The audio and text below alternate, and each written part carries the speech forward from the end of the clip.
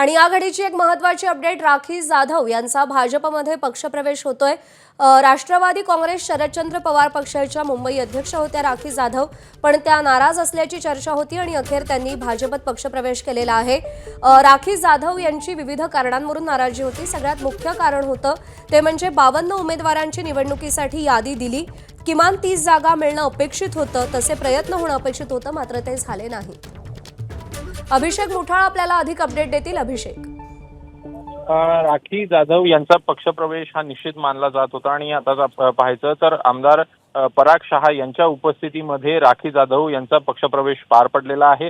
घाटकोपर मधून भाजपकडनं राखी जाधव यांना उमेदवारी दिली जाणार आहे आणि एकूणच कुठेतरी जागा वाटपामध्ये जे शरद पवार गटाला अतिशय कमी जागा मिळाल्या आणि त्यानंतर मोठ्या प्रमाणात नाराजी जी आहे ती आपल्याला शरद पवार गटामध्ये पाहायला मिळालेली होती आणि त्याच प्रकारे सध्याला जर का पाहायचं तर राखी जाधव यांच्याकडनं पक्षप्रवेश भाजपमध्ये करण्यात आलेला आहे आणि या सगळ्या पक्षप्रवेशानंतर कुठेतरी भाजपकडनं देखील उमेदवारी संदर्भात हे बोललं जात आहे। प्रामुख्यानं पाहायचं तर घाटकोपर मधनं त्यांना उमेदवारी देण्यात येणार आहे।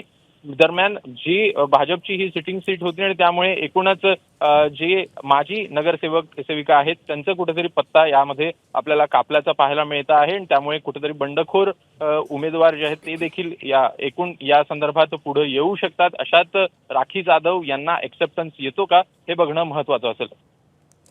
बरोबर आहे अभिषेक, राखी जाधव यांनी जरी प्रवेश केलेला असला तरी त्यांना ज्यांच्या जागी तिकीट दिलं जाणार आहे तिथे नेमकी काय परिस्थिती उद्भवते हे पाहणं महत्त्वाचं असेल। या सगळ्यात प्रश्न हा उद्भवतो की राखी जाधव हा राष्ट्रवादीचा मुंबईतला सगळ्यात महत्त्वाचा चेहरा होता। त्यांनी कठीण काळात पक्षाला साथ दिली, त्यांची मनधरणी करण्यात किंवा त्यांना थांबवण्यात पक्षाला अपयश का आलं?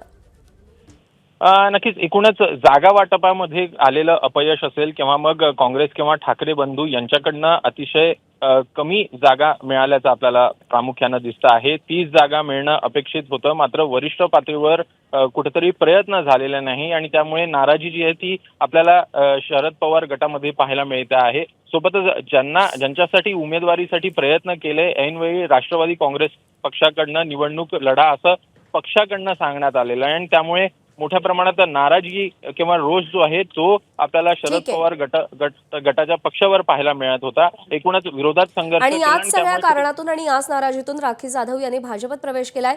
अभिषेक, धन्यवाद दिलेल्या माहितीसाठी। एबीपी माझा, उघडा डोळे बघा नीट।